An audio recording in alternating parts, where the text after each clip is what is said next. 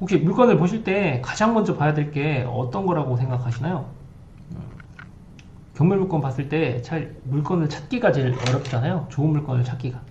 좋은 물건 찾는다는 거는 뭐 여러 가지 기준일 수 있겠지만 요즘에는 아파트 단타 같은 경우에는 뭐 수도권에서 엄청 많이 내려오셔가지고 기본적으로 뭐 30명 이상 입찰하는 경우는 허다하더라고요. 그리고 대부분 높은 낙찰가로 낙찰받아 가시는 분들도 수도권 분들인 것 같고, 그래서 좀 기왕이면 다른 사람들이 입찰을 안 하고 아니면 뭐 권리 분석상에 좀 어려움이 있어서 그런 물건을 낙찰받으면 더 좋을 것 같은데, 이 물건 한번 보도록 할게요.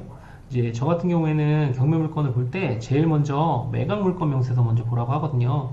매각 물건 명세서 보는데 보통 유료 사이트 다 사용하시잖아요. 근데 아파트 같은 경우에는 옥션원이 제일 좋은 것 같아요. 옥션원이 제일 비싸기도 하고 많은 정보를 주니까. 그래서 옥션원을 제가 사용하시게 되면 2달 무료 이용권을 드리는데 저한테는 뭐 돌아오는 건 없고요. 회원님들 옥션원 무료로 많이 사용해 보시라고 옥션원 2달 무료 사용권 드리고 있습니다. 신청해 주시면 좋을 것 같고, 그 다음에 여기서 이 물건을 봤을 때 권리 분석을 가장 먼저 해야 될 때 매각 물건 명세서를 보라고 해요. 왜냐면 유료 사이트에 나와 있는 정보를 믿고 해버리기 시작하면 어느 순간부터는 내가 스스로 권리 분석을 할 수 있는 능력이 많이 떨어지더라고요. 그래서 매각 물건 명세서를 먼저 보라고 말씀을 드려요.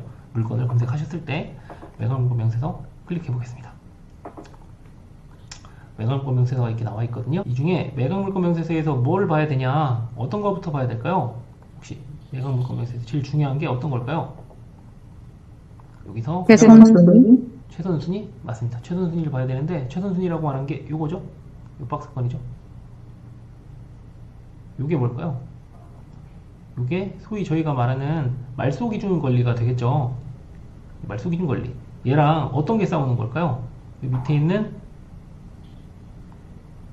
점유자하고 다툼이라는 걸 하게 되는 거죠. 그 다툼이라고 하면 순서에 대한 것들을 다투게 되는 거죠. 누가 더 빠르냐, 이런 문제로 가는 건데, 이 밑에 있는 점유자라니 공란이라고 하면 집주인이 살고 있는 물건일 거예요. 집주인이 살고 있는 물건 같은 경우에는 권리 분석이 크게 필요 없을 테니까, 집주인이 살고 있지 않은 임차인이 살고 있다고 하면 두 개가 권리에 대한 다툼이 있을 수 있겠죠. 이 두 개의 권한이 싸운다.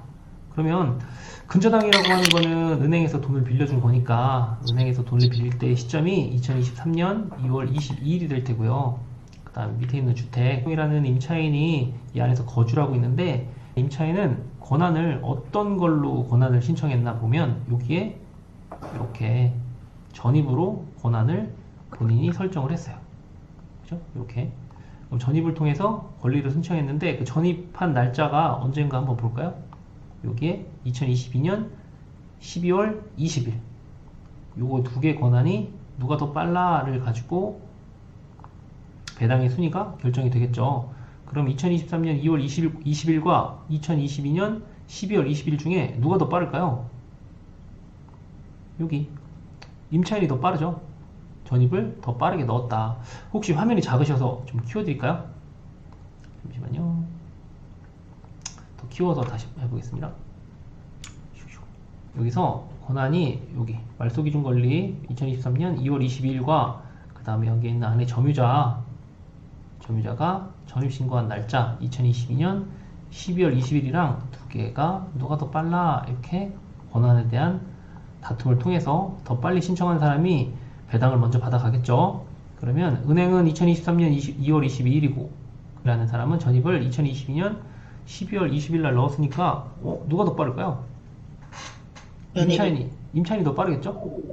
얘가 배당을 먼저 받아가죠. 이 뜻은 뭐냐면 여기 안에 있는 임차인은 이 계약을 맺을 때 등기부 등본상 은행이 대출이 없는 걸 확인하고 가장 먼저 들어갔을 테니까 배당을 가장 먼저 받는다, 이렇게 보시면 좋을 텐데, 여기 회원님들이 제일 많이 놓치는 게 있어요. 혹시 전입신고하고 확정일자를 보통 같은 날 받잖아요. 이렇게. 근데 이 물건 같은 경우에는 전입신고하고 확정일자가 날짜가 달라요. 어때요? 전입은 언제 했죠? 2022년 12월 20일 날. 12월 20일. 네, 그리고 한참 지난 다음에, 그죠? 확정일자를 받았다고. 20일. 네, 맞아요. 이렇게 달라요. 그러면 이 근저당의 날짜는 언제예요? 2023년 2월 22일. 그럼 공교롭게도 이 근저당 날짜가 어디에 들어가냐? 요 사이에 이렇게 쏙 들어간단 말이에요. 그죠? 이렇게. 네. 그러면 이 사람은 확정일자라는 뜻을 정확하게 한번 살펴볼게요.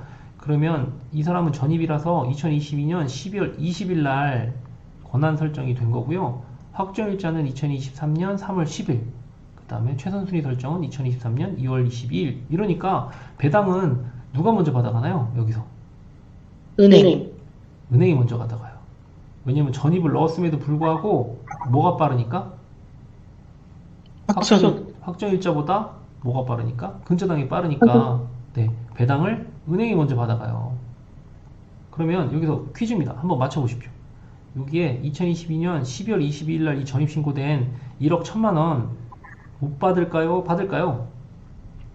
받아갑니다. 이거 누구한테 받아가나요? 낙찰자한테. 맞아요. 1억 1,100만 원은 배당을 받던 못 받던 1억 1,100만 원은 낙찰자가 인수입니다. 무조건 인수. 어떤 이유 때문에? 이 안에 있는 임차인이 뭘 안 했기 때문에 확정일자를 은행보다 늦게 받았기 때문에, 그죠? 1억 1,100만 원은 배당을 통해서 받는 게 아니고 못 받은 금액에 대해서는 낙찰자한테 받는다, 이렇게 생각하시면 좋을 것 같아요. 그쵸? 근데 이게 권리분석이 복잡한 과정이 하나 더 있더라고요. 이 유료 사이트에서는 어떻게 표시가 되어 있냐? 요거 맞추시면 수진님 대박입니다. 제가 인정해드리겠습니다. 인정. 유료 사이트에 가서 보시면 이렇게 보인단 말이에요. 보시면 어때요? 유로 사이트 이거 이해가 되시는지 한번 봐주세요. 여기 보시면 잔액 인수라고 나와 있어요. 요게 이해되시면 진짜 고수라고 제가 인정해드리겠습니다. 여기 보면 처음에 배당은 누가 먼저 받아갈까요? 은행. 은행이 받아가는데 여기에 뭐라고 써있어요? 이렇게 주택 소액 임차인 이렇게 되죠. 소액 임차인이란 뜻이니까 이 사람은 소액 임차인에 해당돼서 배당을 뭘 받냐면 4,800만 원을 배당을 먼저 받아요. 근데 1억 1,100인데 소액 임차인인가요? 네, 맞아요. 이게 소액 임차인의 기준에 들어오는지를 확인해야겠죠, 수진님. 네. 1억 1,100만 원 중에 4,800만 원을 배당 갔다는 거는 이 사람이 소액 임차인에 해당이 되나요? 라고 물어봤을 때 해당이 되니까 4,800만 원을 배당 받는데, 저희가 소액 임차인의 범위에 대해서 면밀하게 공부를 안 했다면 이 기준을 모를 거예요. 그쵸? 요거 한번 살펴보고 오도록 할게요. 소액 임차인의 범위에 어떻게 해당이 되는지. 소액 임차인이라고 하면 좀 어려운 부분일 수 있을 수 있으니까 이렇게 생각하시면 좋을 것 같아요. 나라 입장에서는 소액 임차인에 포함이 되면, 소액 임차인이라고 말하면 조금 영세한 임차인이라고 하면 나라에서 도와줄게 라는 뜻이잖아요. 영세인의 임차인에 포함이 되면 내가 일정 부분의 금액을 도와줄게 라는 뜻이에요. 근데 그 금액에 대해서 판단을 하러 가는데 오늘은 우선 첫날이니까 제가 유료 사이트를 보는 것보다 다른 방에서 보는 걸 알려드려 보도록 할게요. 그걸 확인하려고 하면 인터넷 등기소에 가시면 오른쪽 하단으로 쭉 내려볼게요. 오른쪽 하단에 가시면 여기에 소액 임차인의 안내라는 문구가 있어요. 요걸 한번 클릭 한번 해보도록 할게요. 클릭 이렇게 누르면 소액 임차인의 안내라고 이렇게 메시지가 뜹니다. 그럼 여기서 아까 부동산이 어디 거였죠? 세종시 거였죠. 보시면 이 부동산이 세종특별자치시 종촌동 물건이었어요. 그럼 세종특별자치시 종촌동 물건이니까 여기서 지역을 한번 선택해 볼게요. 지역을 세종시로 선택해 보겠습니다.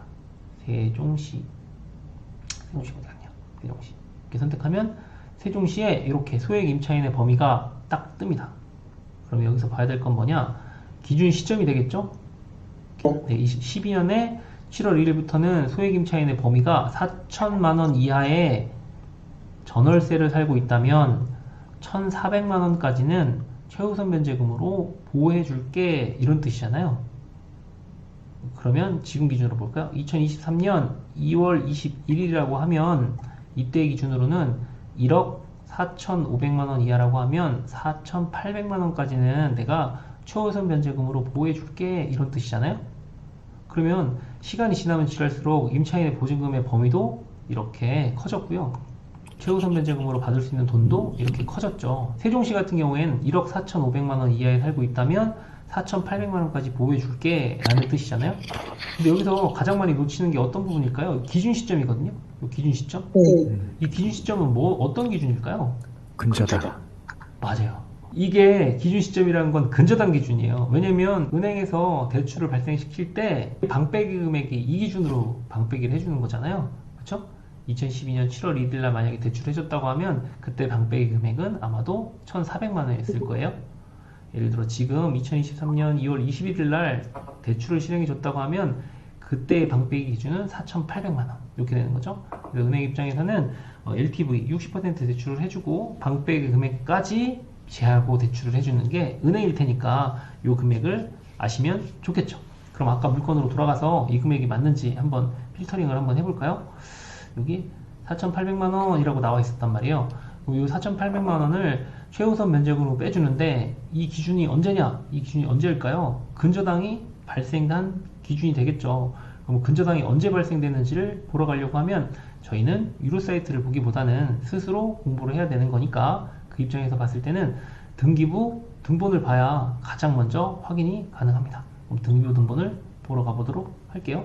등기부 등본 가서 등기부 등본을 확인할게요. 여기 등기사항 정부 증명서 표제구 같은 경우에는 부동산에 대한 표시고 갑구는 소유권에 관한 사항 을구 같은 경우에 소유권 이해 사항이니까 여기에 근저당이 나와 있을 거예요.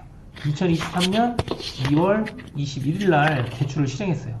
이 기준으로 근저당을 발생했으니까 이때 당시에 소액임차인의 범위가 얼마인지를 한번 다시 보러 가보도록 할게요.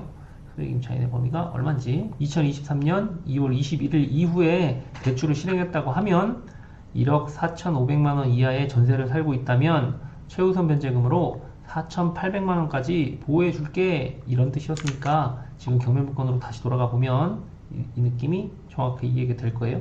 어때요? 지금 등기부를 봐야겠죠?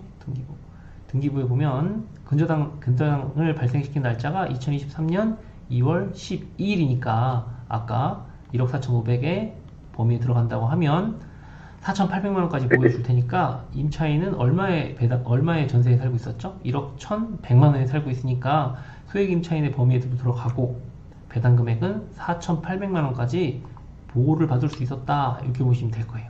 그럼 이분은 가장 최선수님에도 불구하고 확정일자를 받지 않아서 배당을 받지 못하지만 전입신고를 넣어놨기 때문에 이렇게 배당금 4,800만원 최우선 면제금을 받을 수 있는 상황이었어요.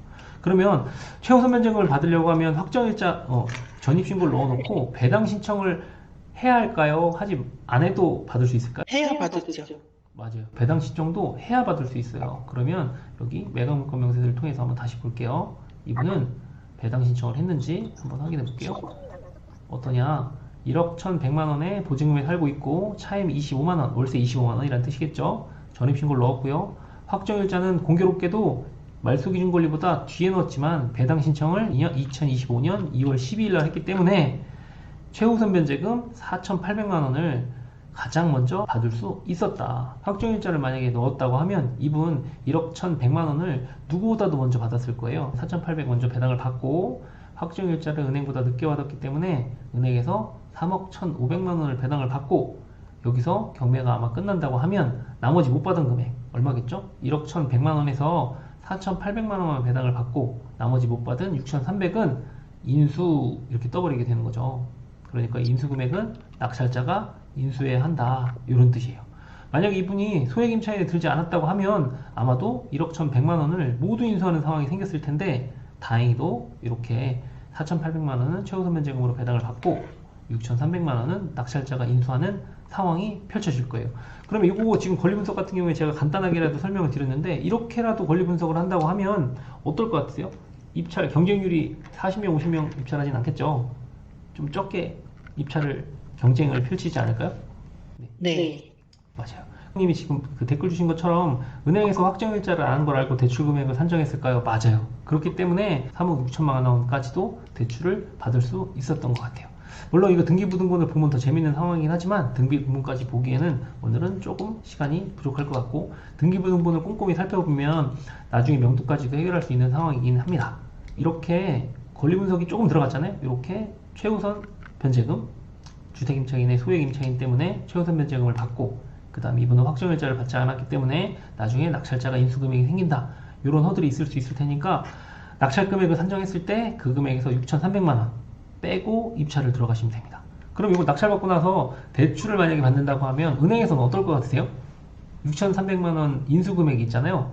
금액만큼 또 빼고 대출을 해줘요. 그러니까 현금이 좀 있는 사람들이 이걸 낙찰받을 수 있는 상황이 될 테고요. 이 권리 분석을 풀 수 있는 사람이 또 이 아파트의 낙찰자가 될 테니까 아마도 이 물건 같은 경우에는 입찰자가 생각보다 많이 적을 것 같아요. 그래서 깨끗한 물건 있잖아요. 집주인이 살고 있는 물건 아니면 권리 분석이 필요하지 않은 물건 같은 경우에는 입찰자가 많이 모일 테지만 이렇게 어느 정도 권리 분석이 필요하고 아니면 대출까지도 영향을 받는 이런 물건을 아마도 입찰을 들어가시면 더 좋지 않을까 이렇게 생각이 됩니다. 그래서 이 물건 봤는데 생각보다 입찰자가 많이 모이지 않을 것 같지 않으신가요? 네. 입찰자가 안 모일 것 같아요. 네, 사실 이거 유료경매제에서 이렇게 권리 분석을 잘 써놨다 하더라도 이거 잘 해석하는 분은 많지 않아요. 이거 100% 해석하고 입찰하시는 분도 있고 아니면 이렇게 허들이 있다고 하면 깔끔한 거 있는데 굳이 뭐 이렇게 어려운 걸 하냐 이렇게 생각하시는 것도 많아요. 지금 이 댓글 주셨잖아요. 맞아요. 보통은 권리관계가 깔끔한데 이건 복잡하네요 이렇게 주셨잖아요. 이런 복잡한 물건에 들어가셔야 사실 경쟁 없이 돈을 벌 수 있습니다. 네, 맞아요. 그리고 또 하나 체납 금액이 얼마인지 압류 금액이 얼마인지 확인해 줄 수 있나요? 이것도 다시 한번 확인해 보셔야 되는데 이것도 한번 볼게요. 사실 어려운 거예요. 여기까지 가면 좀 시간이 걸릴 수 있지만 그래도 한번 보겠습니다. 여기에 당해세라는 것도 섞여 있어요. 당해세. 여기 보시면 당해세는 어떤 걸까요? 국세하고 지방세로 나눠져 있고요. 그 중에 압류 세종특별자치시 체납세 이게 있고요. 그 위에 중구 대전광역시 이게 두 개가 있어요. 여기서 당해세에 해당되는 건 어떤 걸까요? 당해세라고 하면 해당 부동산에 압류되어 있는 세금을 나타내는 거니까 네 맞아요. 여기서 대전광역시에 있는 세금은 빼고요. 그 다음에 두 번째 세종특별자치시에서 압류한 이 금액만큼은 아마도 세종시에서 먼저 배당받아갈 거예요. 그러면 이렇게 시에서 만약에 세금을 밀렸다라고 하는 거는 지금 재영님이 말한 대로 재산세 아니면 뭐 부동산 취득세 정도가 될 테니까 금액이 크진 않을 거예요. 근데 만약에 여기 세무서, 세종 세무서 이런 게 들어갔다 그럼 종합부동산세라든지 아니면 부가가치세가 될 수 있을 테니까 그런 거 같은 경우는 국세가 되겠죠. 국세 같은 경우는 훨씬 클 거예요. 좀 어려우시죠? 다음부터 쉬운 물건 할게요.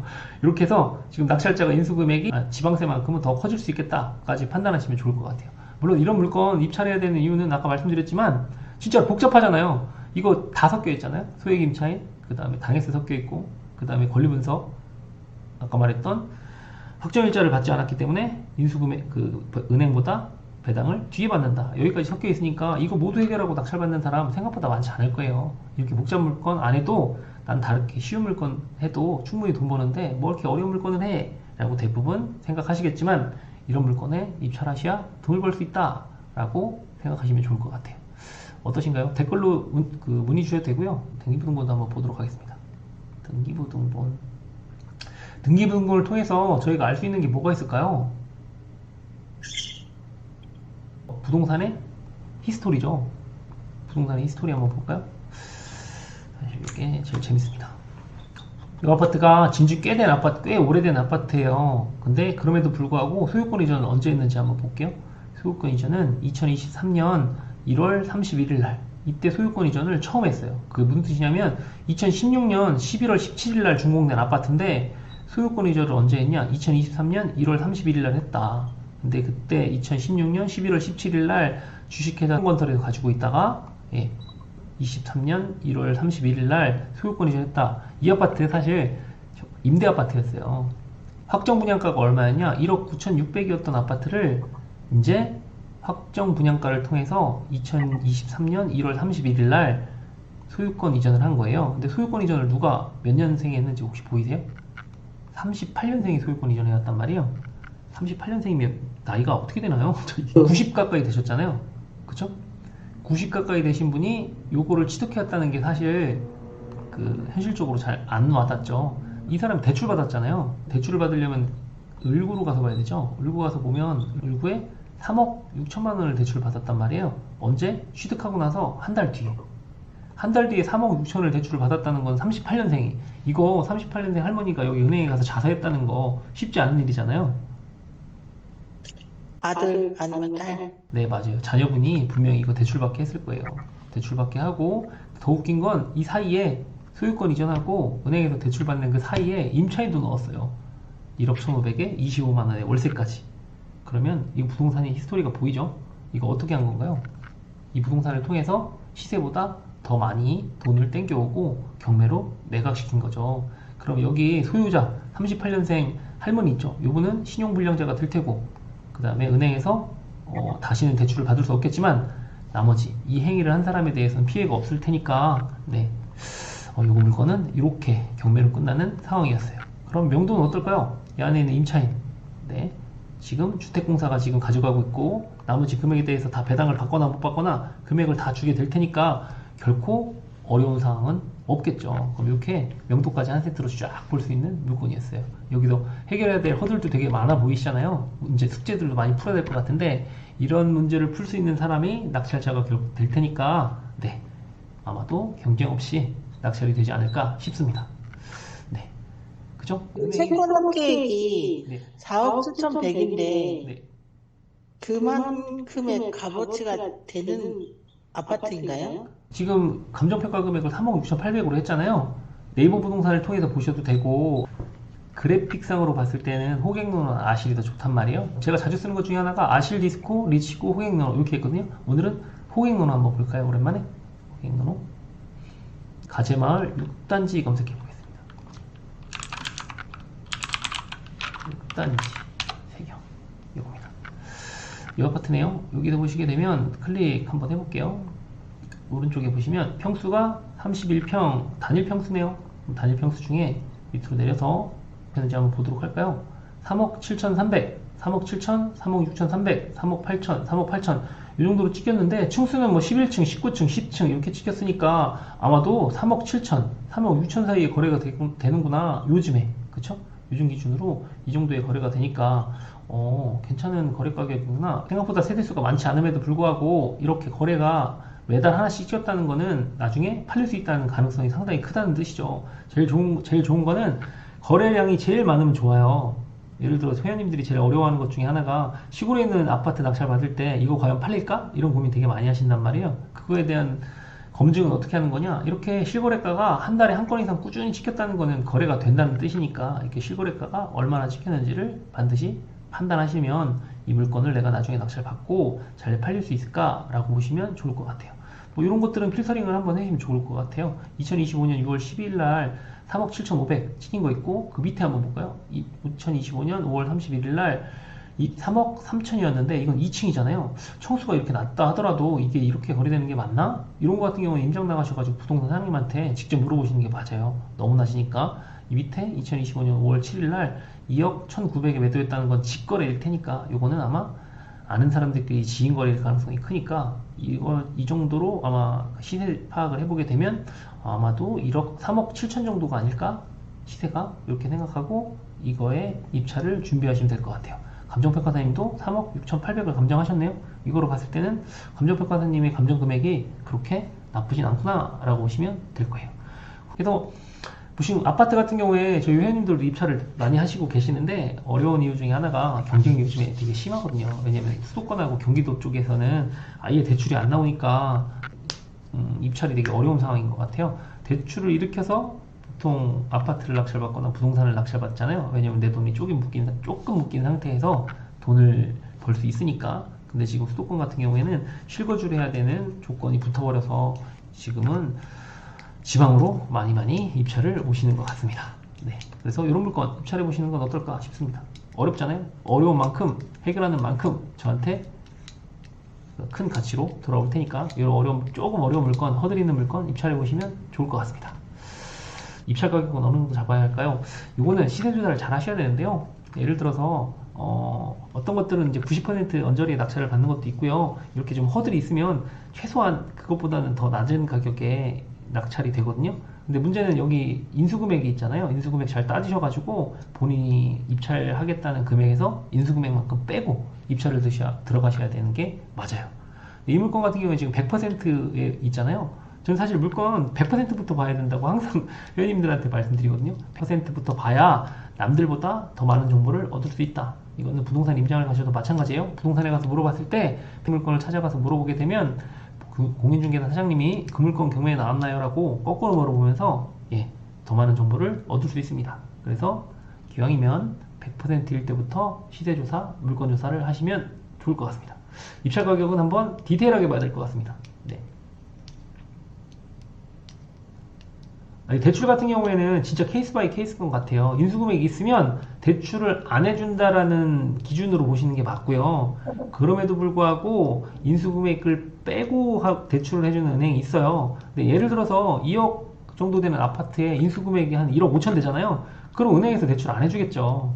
근데 반대로 10억 하는 아파트에 인수금액이 1억 정도라고 하면 그 금액을 빼고 대출을 해주는 경우도 있으니까 무조건 안 된다는 원칙에서 그 기준으로 모든 사람들이 볼 테니까 내가 만약에 대출을 되는 은행을 찾는다, 아니면 난 대출을 받을 수 있다 라고 말하면 다른 사람보다도 더 낙찰을 받을 때 유리하겠죠. 그래서 약간 이렇게 정보가 약간 비대칭적인 게 있는 것 같아요. 유료 사이트를 통해서 많은 정보를 얻을 수 있긴 하지만 그 후면에는 얻을 수 없는 정보, 아니면 경험들이 있잖아요. 그 경험들이나 얻을 수 없는 정보가 더 많이 접할 수 있다 하면 아무래도 돈 버는데 더 유리하시겠죠? 매주 수요일 저녁 9시에 유튜브 라이브를 통해서 시청자 여러분들과 더 많이 소통하려고 합니다.